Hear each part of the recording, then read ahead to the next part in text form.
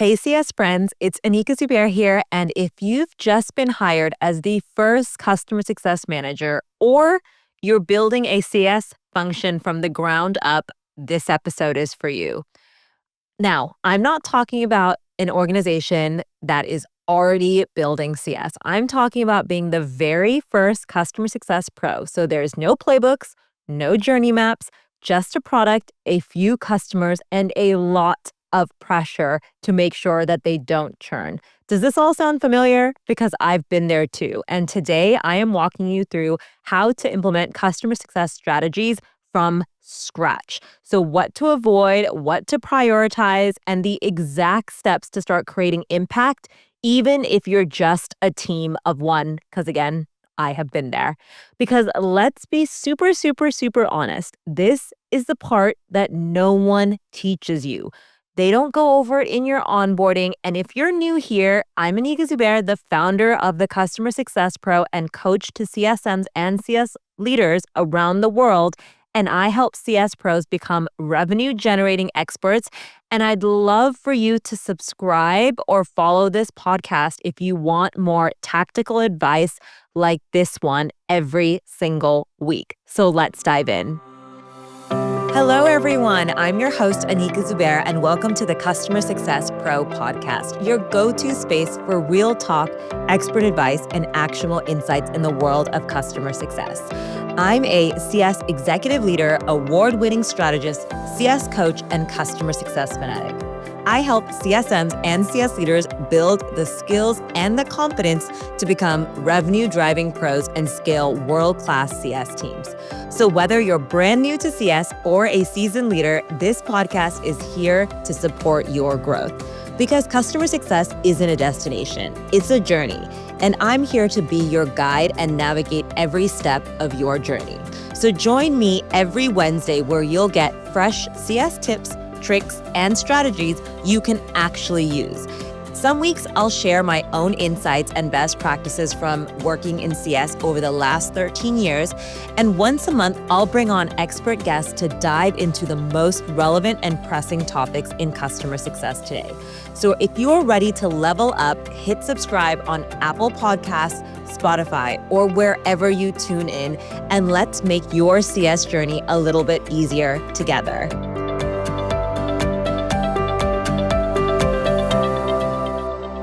All right, here is the thing. Most companies bring in customer success too late. I've said this, and I've said it time and time again. And if you're probably listening to this, maybe you should go tell your founder or CEO that they brought in customer success too late. The thing is, the product is already live, customers are already churning, and then someone in the executive team or the board says, hey, maybe we need customer success. So when you show up, you're already playing defense. No journey, no metrics, no shared understanding internally of what the heck customer success even means. And you're responding to tickets, you're running check-in calls, you're being asked to save accounts that haven't even been nurtured or touched or talked to in 6 months. And you're expected to just figure this all out in the university of yourself. And the real problem is that there's no strategy. You can't scale good vibes or customer happiness. So let's start by talking about what not to do, because I have made these painful mistakes myself. And I'm hoping that me sharing these mistakes with you in today's podcast will hopefully prevent some pain and some suffering for you down the line as you build customer success from scratch. So the first mistake I have made in my career is trying to build everything at once. Now, I know this is super common, and I myself am an overachiever. And I know that a lot of people in customer success, because you are being brought into a company as the very first hire or maybe the very first senior exec hire, you almost have something to prove. And in doing so, you try to build everything at once. Now, the only thing that that's going to lead to is you either burning out or quitting, because you're going to end up hating customer success, because there's no way to build it all at once. You definitely need to create a priority list, and you need to understand what to focus on first. Now, You do not need to create success plans, QBR frameworks, onboarding flows, health score modeling, playbooks, blah, blah, blah, blah, blah, and a playbook for every life cycle stage. All of this can be done over time. Now, does this all have to be done in the first 90 days of you being on board? No. I don't know why we all feel this pressure. It's probably because customer success had been brought in too late at your organization. But please, please, please know that everything that I've just said takes months and years to build.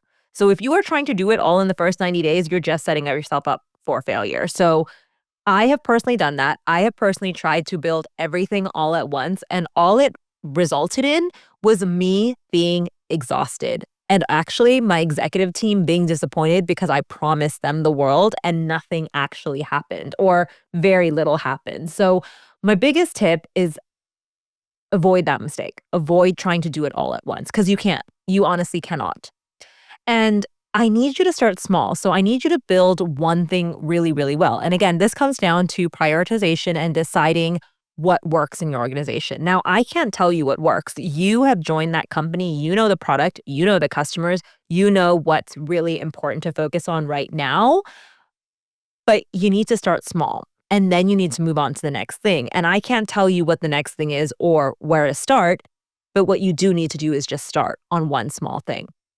Now, another mistake that I've personally made, and it's kind of embarrassing, and it kind of works, but more times than not, it doesn't work exactly. And the mistake made is I've copied an exact playbook from a larger company and took it into a smaller company. And I thought that because it worked at a bigger organization, like what worked at the biggest company I was at, like maybe something that works at like Salesforce or HubSpot, that's not necessarily going to work at a 30-person startup. Like, you have to design for your reality and the product maturity that you're in right now. You really have to design for the maturity of your customer base, the maturity of your product, and honestly, the maturity of your entire organization. Like, your people, your customers, your product are all very different than Salesforce or HubSpot is right now. So I have personally taken playbooks from very big organizations, and I immediately thought, okay, great, copy paste. I can do it at a smaller organization and we'll end up being that big, amazing organization. And like I said, some things definitely did work. I'm not going to say copying paste doesn't work all the time, but the problem is when you don't apply the current situation that you're in to that playbook is just going to be outdated or too complex or too simple, depending on where you're at. And then you end up just going to be trying to use playbooks that is like, not working because of the type of organization you're in. And again, don't try to force in a playbook somewhere because you've seen it work at another organization. Take parts of that playbook, take parts of what work, and then again, apply the maturity of your organization, the maturity of your customer base, and honestly, the maturity of your product, and apply it. Critically think what makes sense in this playbook to bring into this organization. All right. Another mistake that I made early in my career, I think it was my very first head of customer success role, was I only focused on renewals. Now, I get it. That is probably the most visible part of a customer success organization, and it's probably the most visible metric in most customer success organizations. But renewals are lagging indicators, okay? If you think about it, we can only really track them once they're done. So I can only really tell you what our renewal rate was last year. And then it's a rolling number based on what happened last month or last quarter. It's not very predictive or future oriented. And if you do want to become a customer success executive leader or just a business executive leader, when you sit in board meetings and executive meetings with other execs, you will see that the most of the meeting is talking about the future of the business and forecasting the future and forecasting either sales number, product roadmap. It's always future oriented. And I think that a lot of times the big mistake that I've personally done, but I know a lot of you listening probably feel this as well, is in CS, we tend to focus on what has happened with customers. And it's natural because they're going through the phase of using your product and service and they're using everything. But just focusing on renewals is a lagging indicator, like I said. And when you focus on just lagging indicators, it's really hard to show the strategic value of the work customer success is doing today. You want to think about forward thinking. So personally, I would say focusing on like onboarding, adoption, creation. These are the levers that actually influence retention, right? These are like the future or forecast levers that I would say are much more important to actually focus on because retention is a byproduct of focusing on those levers first. All right. And the other mistake that I see way too often, and I don't know why we do this in customer success, but I think we definitely have a hero complex in customer success. And I know that in my first few leadership roles, and even when I was a CSM, I really tried to do it all alone. And this is something that maybe because CS wears a lot of hats, or maybe because, again, we get hired into customer success teams way too late that we think we have to solve all the problems ourselves. And I just want to be your CS bestie and remind you that customer success is not a siloed team. If you're building without sales, if you're building without marketing, if you're forgetting to include product and support at the table, you are going to just crash and burn and hit a wall really, really, really fast. And I really hope you realize that in order to truly be successful in building a customer success organization from the ground up, every team needs to be involved. Customer success isn't just one team, one part of the organization, okay? Because we all know churn is not just a me or CS problem. Neither is a renewal, and neither is acquisition and onboarding. All of these are multiple teams that are affecting the customer journey. So if you really want to be successful at building a super high impact strategic customer success function, the biggest tip I have is to make sure that all your teams across your entire organization are bought into customer success and feel like they're contributing to the customer journey. Okay, just a quick break here. If you're listening and thinking, Anika, I love this, but I do not have the time to write onboarding emails, prep QBRs, and create success plans from scratch. Don't worry, I've got something that's going to help. It's called Train AI to be your revenue generating customer success co-pilot. This is my 30-page guide that teaches you how to use ChatGPT or any other AI tool to scale, simplify, and supercharge your CS workflows. In this guide, you will learn how to build AI foundations tailored to your CS role and goals and create repeatable prompts for onboarding, renewals, and success plans. It'll refine ChatGPT's tone to match your voice and your customer communication, and it'll use AI to increase efficiency, deepen customer relationships, and drive revenue. So whether you're managing enterprise accounts or a high volume book of business, this guide will help you reclaim your time and focus on what matters most, delivering value. And the best part, it includes 20 plug and play AI prompts ready for you to use today. You can download it now at thecustomersuccesspro.com/resources. And I'll make sure to link it in the show notes of this episode. All right, let's go back to talking about CS strategy. All right, the last mistake that I see, and this is probably more common than not, and if you actually do this mistake, can you just leave a comment on this podcast or down in the video if you're watching on YouTube and let me know if you fall into the last mistake I'm about to talk about, which is tracking the wrong metrics, okay? So please do not get stuck in vanity metrics like NPS or customer sentiment or the number of check-in calls your CSMs are doing. Because again, I have been there. I have tracked actions and action items for my team. And as much as those feel really good, like I said, they're vanity metrics. As much as it feels really, really good, they're not resulting in anything for you, okay? Because they're not able to forecast the future.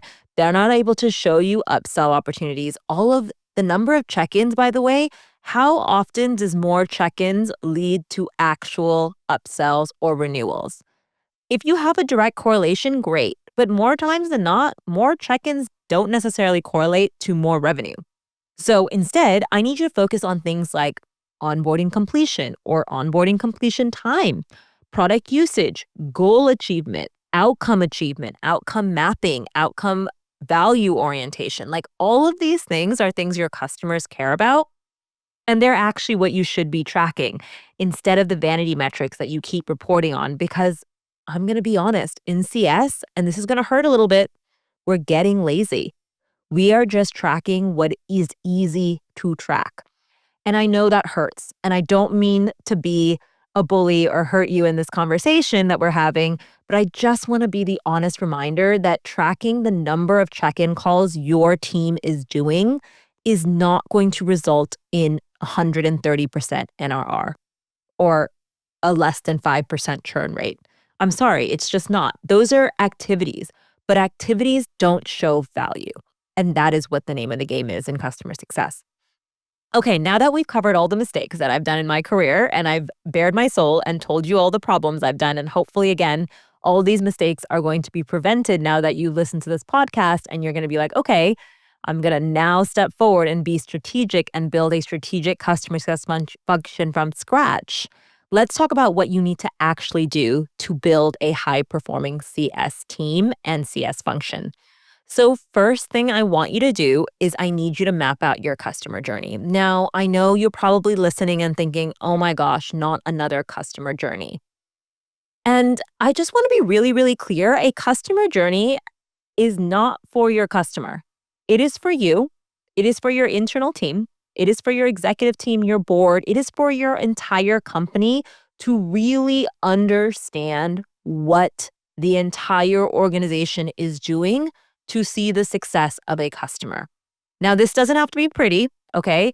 I have done this where I've gotten my entire exec team in a room and we grabbed Post-its and we literally posted them all across a whiteboard, okay?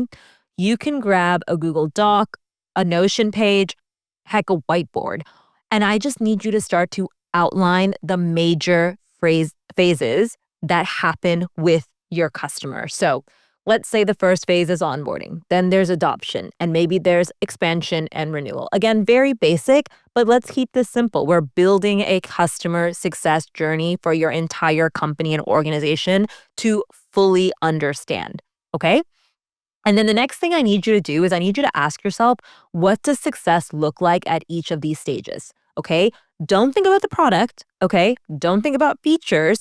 Think about it in your customer's shoes. If you were the CEO or the CFO or the COO or whomever at your customer's company, what does success look like when they onboard with your product? What does success look like when they've actually adopted maybe 50 or 80% usage of your product? Map it all out, okay?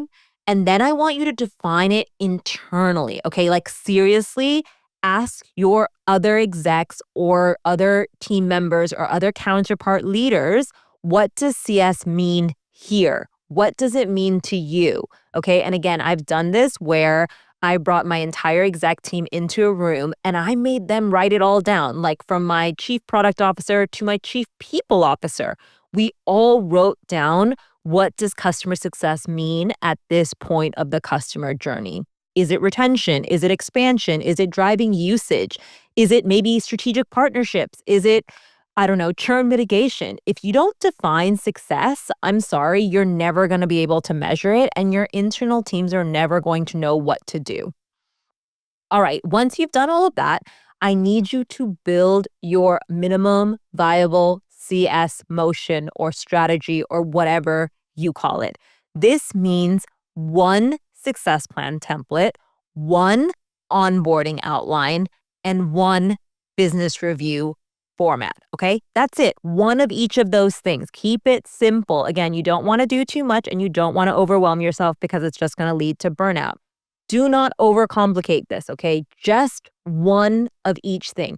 And it can be as simple as writing this out on a whiteboard, by the way. And I don't care how messy this is. You can refine this and you can scale it later, but you need to start with baby steps. Again, we get in our heads in customer success and we end up really traumatizing ourselves because we're like, no, it's got to be perfect, or let's just keep adding more and more and more and more and more.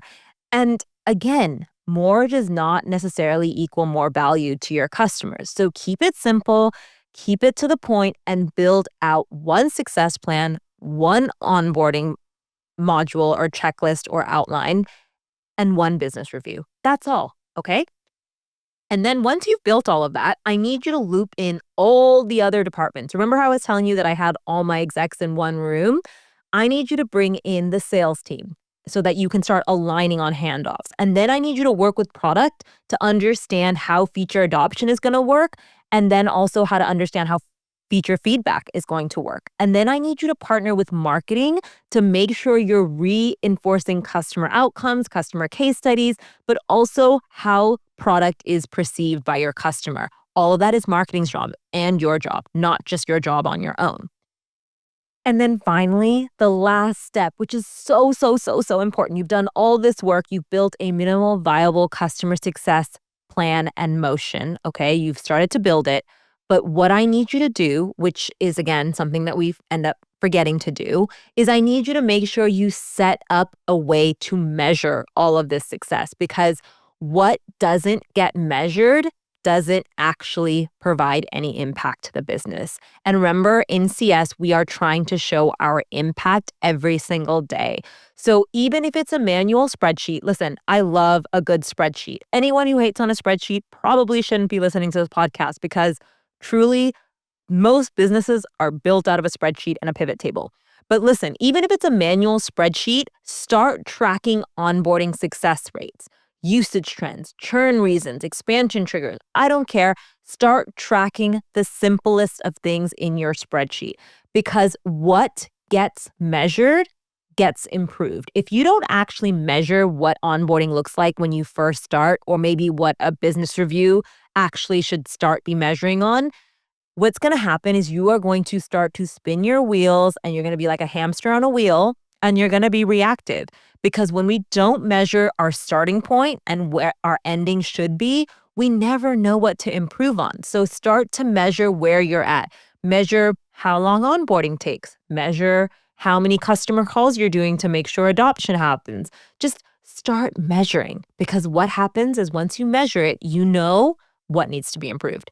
All right, now let me tell you a quick story. A few years ago, I joined a growing SaaS company as their first CS hire, okay? No tools, very little CRM. Like, honestly, we didn't even know all our customers' renewal dates, okay? No customer data. There was very little customer data, just me and a Google Sheet and a goal to reduce churn. We had, believe it or not, over 35% year-on-year churn at this company. It was crazy, okay? So I started by just interviewing 5 customers and asking one simple question: what does success look like to you? And from their answers, I started to create a rough journey map that led to a simple onboarding plan, a kickoff deck, and then a monthly health review to track based on what the success looked like from them. And there, from that point, I built trust internally, and then we got buy-in to hire even more CSMs, okay? We scaled the function and we created real impact, but it started with me and a Google Sheet, okay? I know that there's tons of tools out there, and even with AI these days, there are so many tools. There are CS tools, there are CRM tools, there's sales tools, there's AI tools, there's everything these days. Honestly, it's kind of overwhelming, and it's hard for CS leaders to really figure out which tools you need. But if I'm honest, if you're building from scratch, your biggest tool is a spreadsheet.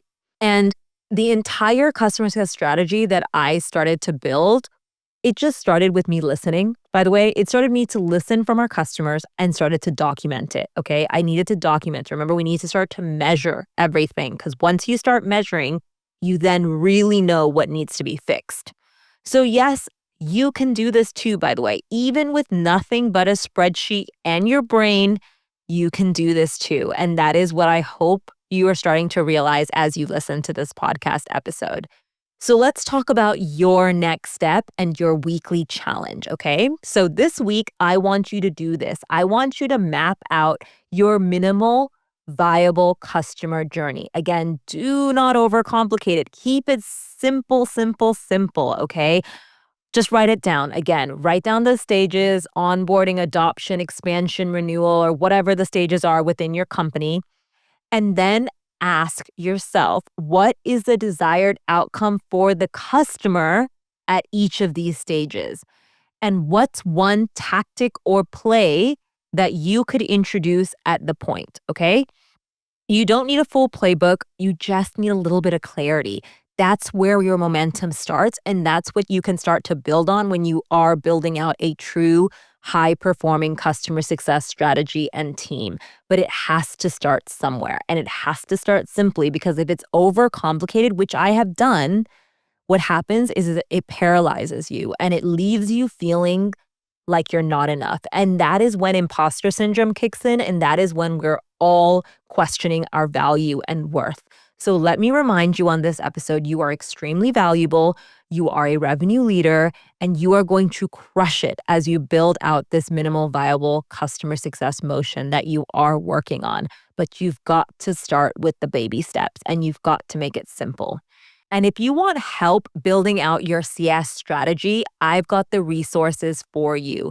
From free guides to live coaching to team workshops, I've worked with CS teams at companies at Workiva, Atlassian, Microsoft, GSMA, Arbor Education, and many more to build out strategies from scratch, and I can help you do the same. You can find everything at thecustomersuccesspro.com. And don't forget to subscribe to this channel for weekly tactical CS content that can help you become the most impactful customer success pro you can be. So thanks again for listening this week and watching if you are watching on YouTube, and I'll see you next week for our next episode. Thanks for tuning in to the Customer Success Pro podcast. I hope you picked up something valuable to take back to your team. If you enjoyed this episode, it would mean the world to me if you took just 10 seconds to leave a review on Apple or Spotify. It helps more CS pros like yourself discover the show. And creating new episodes takes a lot of work, so leaving a nice review keeps me motivated to keep creating. And don't forget to hit subscribe on Apple, Spotify, YouTube, or wherever you listen to podcast episodes. I drop a new episode every Wednesday packed with practical tips. And if you've got a topic you'd love for me to cover or want to be a guest on my show, send me a message. All the details are in the show notes. I'd love to hear from you. And hey, if this episode helped you, share it with a fellow CSM or CS leader. Remember, sharing is caring. Cheers to your CS journey, and I'll catch you next week for our next episode.